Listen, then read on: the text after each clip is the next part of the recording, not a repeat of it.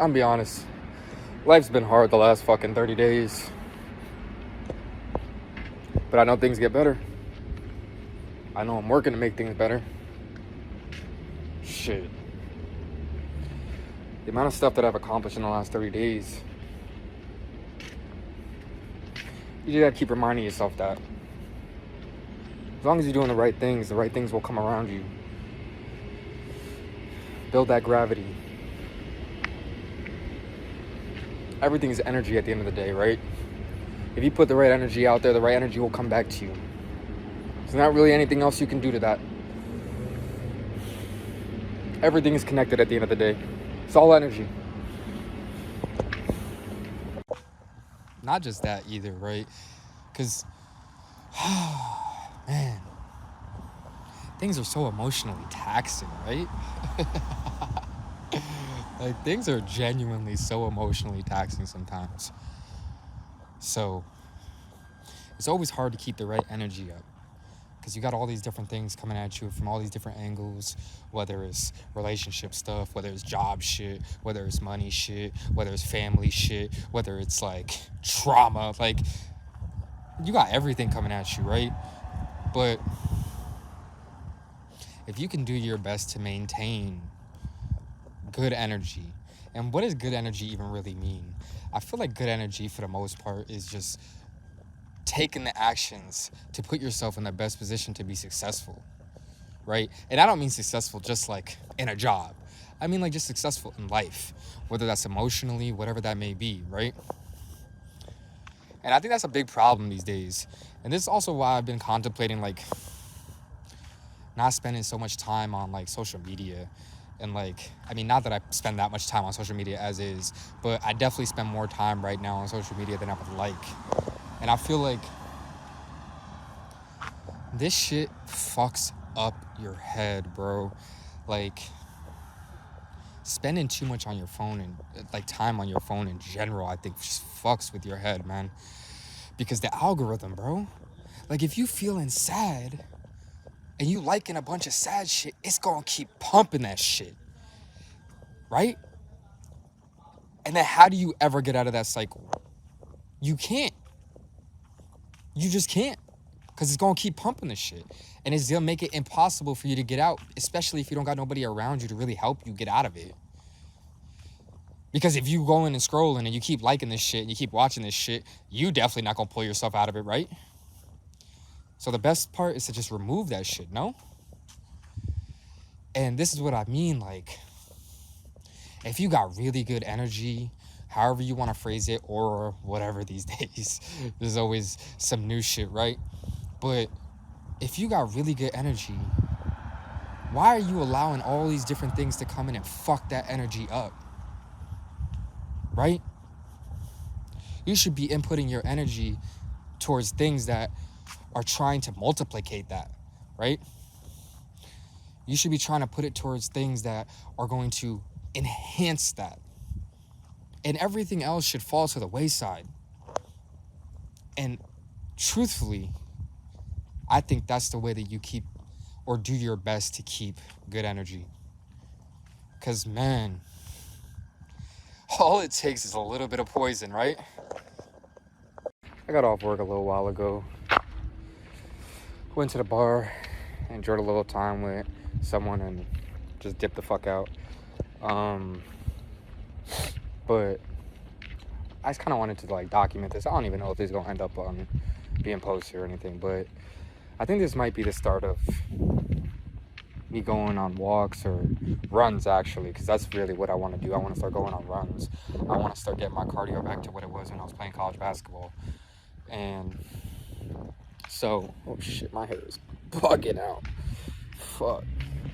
But I want to get back to that kind of level of cardio, and I think during those times, especially during the beginning, because I think during the beginning at times, I'm going to be okay with walking, because I'm trying to do at least 3 miles at a time. And this is someone, over the last like few years, I've been smoking way too much. Ever since I stopped playing college basketball, I've done a lot of things that I'm not proud of. And not just from smoking or different things of that nature, but just in general. And I've kind of led a life that never really aligned with who I was as a person. It was kind of a lot of things happening to me through the course of my life, whether it was childhood shit, because that was fucked, or emotional damage from other things like relationships and different things of that nature. And if you aren't really well equipped from someone of a familial role, or even like a mentorship role, or just someone that kind of fills that role, it makes it really hard to like navigate certain things, right? Because you really never gain that level of emotional intelligence. So it's up to you to really master that. And that's one of the most important skills you can foster, but one of the most difficult skills to do, right? Because it requires you to be like fucking 100% honest with yourself. And not only does it require you to be honest with yourself, but it kind of forces you to look at things that hurt, right?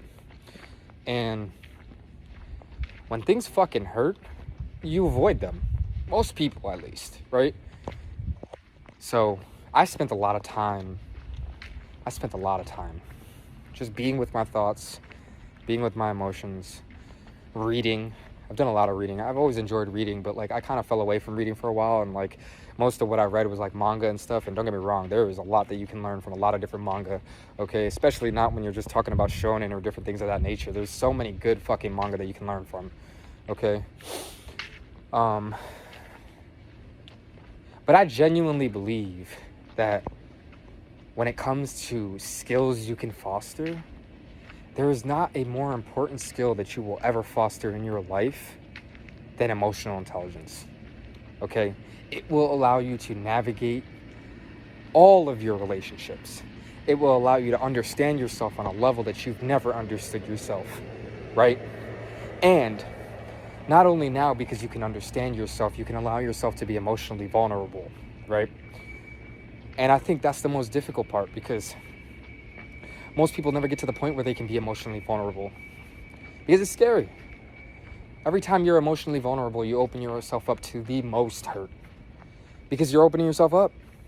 You're saying, I trust you enough that if this goes wrong, it may devastate me. And though it may devastate me, I think you or this thing or whatever you're chasing is worth that devastation.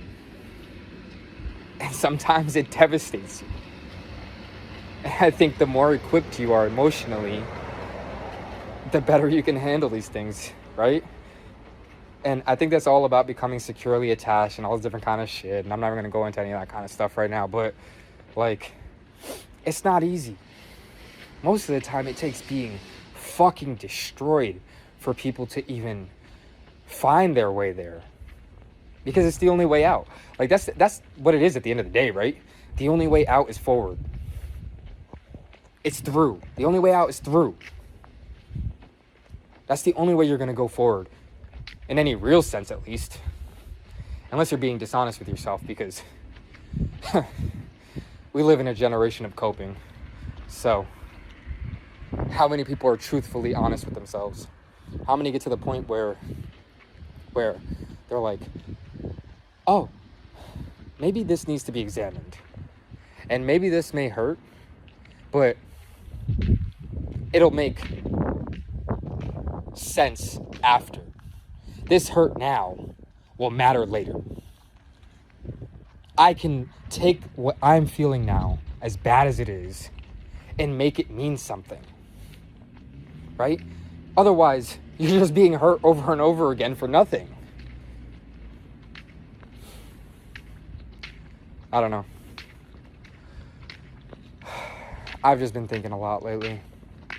That's like a lot of what I've been doing. I've been working, getting certifications, figuring out what I want to do, the direction of my life, picking up all different kinds of skills, trying to learn another language, pick the guitar back up. I want to get back into so many different hobbies. I already started getting back into hobbies, trying to become as skilled as possible in all these different things and then move on to the next thing. And through all of that, I just find that, like, this whole self-improvement shit is really just self-discovery, right? Every time that you are trying to improve yourself, you're discovering a little bit more about yourself. And the only way you can discover more about yourself is about going through pain, right? Because I feel like you learn the most when you go through pain, right? So, anyway, I'm kind of done rambling at this point. Maybe I'll continue this at some point, but I've been drinking a little bit too much tonight, so I'm going to take my ass home, and hopefully you guys gain something from this.